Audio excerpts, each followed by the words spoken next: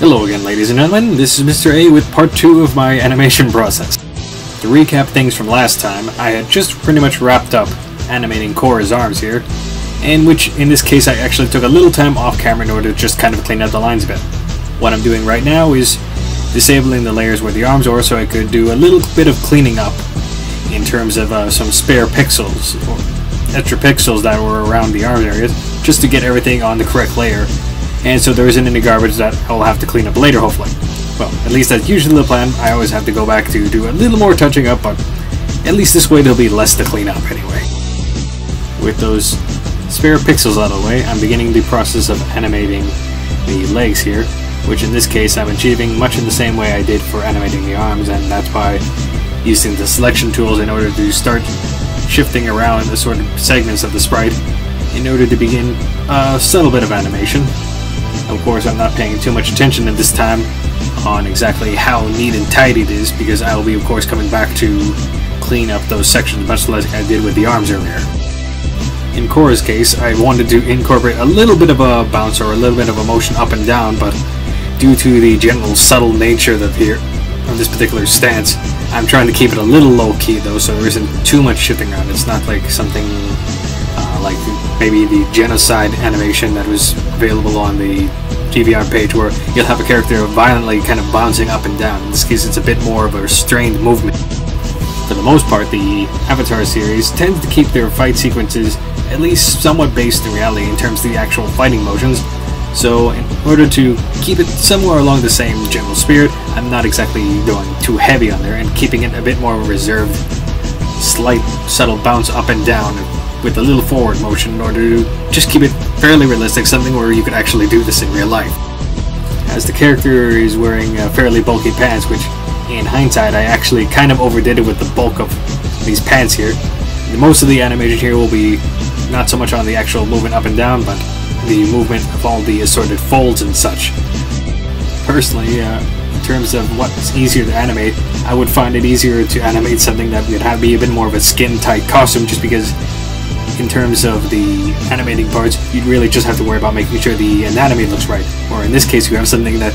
honestly kind of reminds me a bit of MC Hammer Pants. You have to worry not only about what's going on underneath there, with making sure that everything remains at least proportional, but also making sure that you incorporate the bouncing of the fabric that would obviously be going on as a result of this upward and downward motion. Also, you can probably see why I enjoy using the layered features now, and exactly the madness behind why I assemble everything into foreground, middle ground, and then background. I've been able to enable and disable the assorted limbs on whim, basically, which has made it a lot easier to kind of move things back and forth. And when I need to move the limbs in order to accommodate the new body position, I basically just shift the assorted limb, or the layer that the limb's on, up and down a few pixels and to the left right as needed, and I don't really have to worry about fixing the animation from there. Sometimes it's a good idea to just manually scroll through all the frames you've been drawing up to this point, because while the preview window does a pretty good job of showing you what's going on there, occasionally it really just helps to just go through it frame by frame to see how things are progressing both backwards and forwards, since the preview window only really just plays it one way. It plays it in the sequence you put it in, and in this case I haven't exactly emphasized what the frame rate should be for all the frames, so it's probably using a generic value or just something I kind of threw in there just to see how does it look now at this speed. Okay, if we sped it up, this is how it would look. If we slow things down, this is how things would start looking. So really, the preview window is showing something that isn't going to be exactly a good representation of what the final product would be, other than just kind of representing the animation as it is right now. Now that I think about it, that actually sounds a bit silly, but just to kind of give you the idea of where I'm thinking, or why I'd say something like that, after I'm done actually finishing up the frames or getting something where it's at least an okay representation, I will probably spend a good couple of minutes just fidgeting with the frame timing in order to figure out, okay, how is this thing, or how fast is this thing going to actually move in the end. From the looks of things at this point, the footage generally here shows I'm probably quite happy at this point, or at least reasonably satisfied with the swaying of the body back and forth for a little bit there, as well as the rather minimalist upward and downward motion. Honestly, as I was saying earlier, didn't need too much on here, just subtle works. Of course, now with the general body movement done to my satisfaction, now's the time to start cleaning up a few things. In this case, adjusting the highlights on the legs, which in hindsight they were actually quite big before, so it's now time to downplay them a bit. And while I'm at it, also adjusting the sway of the folds in her pants, which once again I really wish I didn't exactly draw them as big as I did in the first frame, as now I'm kind of stuck with it unless I want to go back and edit all the frames in order to shrink down the pants. Well, that might be an option if I wanted to really go with this any further. This is kind of just an animation for the example here, so I don't exactly want to go back and mess around with it too much. Now, mind you, if I do something with this thing later, then okay, fine, I might just do it, but right now it's just not the biggest priority. It's probably a little late in the process to bring this up now, but when I was working out the general idea in my head of how I was going to exactly animate Korra here, I kind of had in mind what was done for Yang and Yang from the Street Fighter series, which pretty much you could probably tell from the upper body motion, especially with how the arms are being treated for the most part.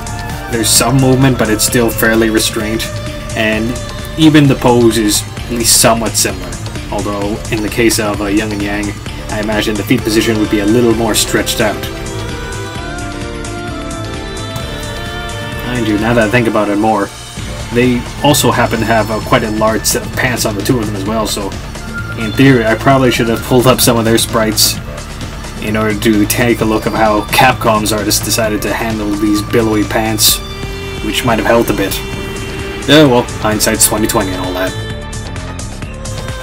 Part of the reason that Korra here is the sample animation for this little video series is that on a lark not too long ago, I actually started working on animation based on some older work by a fellow who refers to himself as Prodigy for a personal game project of his own, which, quite frankly, the original images before he decided to go to a higher resolution looked pretty good, but since he seemed to have been basing it on Sapius 3 artwork, I noticed his original sprite work was a little bit on the thin side, so I decided initially to just see what would happen if I stretched it out a bit to be closer to the regular proportions. And then I ended up animating it, and since I felt, okay, the skin tones, or the shades for the skin tones he chose were nice enough, let's see what would happen if I just changed the colors of the clothing, in this case originally green into the now blue tones, and if I started working it out there, what could I get out of it? Which is what led me to the original Korra frame in this case, and subsequently where I decided to go from with this animation. Alright, we're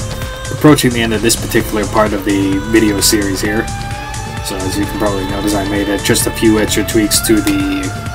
animal pelt just to add a little bounce on there, and I'm adding a little bit of animation to the actual belt line itself. And pretty much for the most part this animation is mostly done. It's just a matter of just touching up these sort of features now, and in this case mostly fixing stuff on the arms, a little bit on the pants, and of course drawing up the hands properly. In a second I'll be playing what the animation looks like right now with a few extra changes I did off camera, but next time we'll be wrapping up this animation. Alright, thank you very much for watching, and I'll be seeing you soon.